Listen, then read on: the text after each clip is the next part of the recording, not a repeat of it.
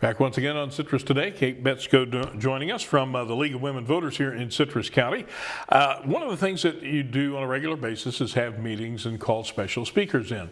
We mentioned your next meeting is coming up on April the 11th, and you have a special speaker for that, and her name Debbie Ressler.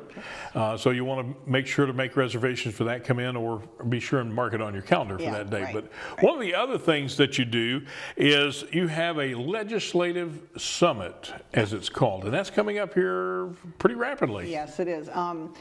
Every year, the State League, the League of Women Voters of Florida, they sponsor a legislative summit, and all of the leagues in the state, there's I think 31 or 32 leagues, they're invited to come, and we make appointments with our state legislators, our state representative, which is Representative Mazzullo, and State Senator Simpson, and this year, and we're excited about it. We actually meet with them. We're planning hopefully to get appointments with them. I know they're busy. The session is on, but I hope they'll have time to take time out of their busy schedule to see us. We saw them last year. We saw Senator Simpson last year, and he wasn't our senator yet, but we knew that he was going to be, yeah, he'd be running, and so we met with him. And a delightful person, delightful, and very, very concerned about our state, and looking forward to seeing Dr. Mazzullo, our representative. It's a new year for him, and he's a new representative, and some of the things that he's in favor of, we are in favor too. And so I think it's going to be a really good discussion.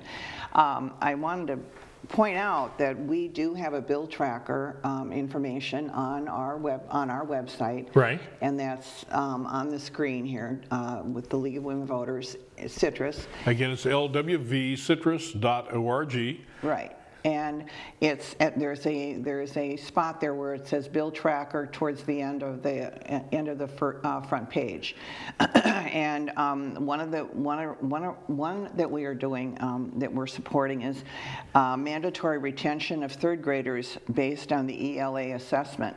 We do support that, and hoping that is passed. We're also we're neutral on the General Charter Schools House Bill 251. It revises sponsored duties related to charter school contracts, funding, and property. And one thing that people might not understand, that there's actually money taken from our tax money and given to for-profit charter schools to build buildings and to help them. And if the school fails, then, which 30% on average are the charter schools here in Florida do fail, and then that building is just there in a school district. So we want, and there's no accountability really, and we really need to have some more accountability on this, on charter schools. And we're not opposed to charter schools. They're in a lot of situations they're very appropriate for students, but we just want to see accountability with the charter schools. So this is one bill. We're neutral on this particular bill. There is also, we're neutral on the middle school study. That's a House Bill 293, and it requires that the Department of Education conduct comprehensive study of states with nationally recognized high-performing middle schools in reading and mathematics, and it requires a report to the governor.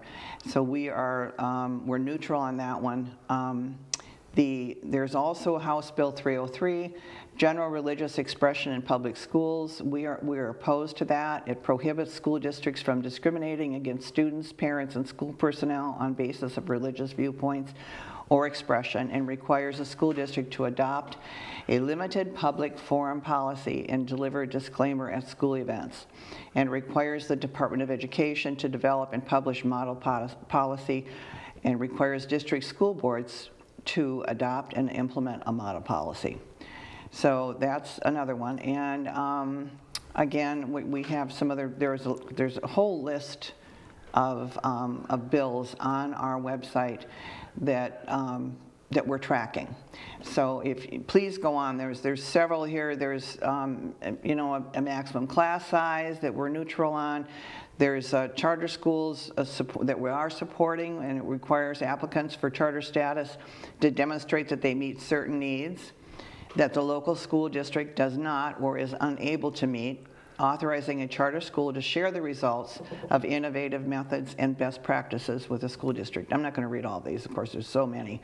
But you get an idea of the type of bills that you're tracking through the Correct. legislature. Yes, correct. A lot of education, because we feel that education is the first place that people, that our students can have an opportunity to get out of poverty. Education is the key. There's so many other things that are important, but education is the key to have children have an opportunity to go on to fulfill their dreams. And when education is stymied or stopped, or funding is, you know, being lowered or cut, then the kids are the ones that are suffering, and these are our children. This is our future, and so we are very much aware of the needs here in Florida, and this is why we're tracking quite a few of those education bills. Very important that you got to remember, when we vote people into office, you need to stay in communication with them after they get in office, because otherwise they just hear from a small number of folks who go to the meetings. Some, I think, sometimes just to hear their own voice, but that's my own opinion. But as folks go out to the polls, you have a responsibility to go a little beyond that, and the League of Women Voters is offering you that opportunity to give your input to them.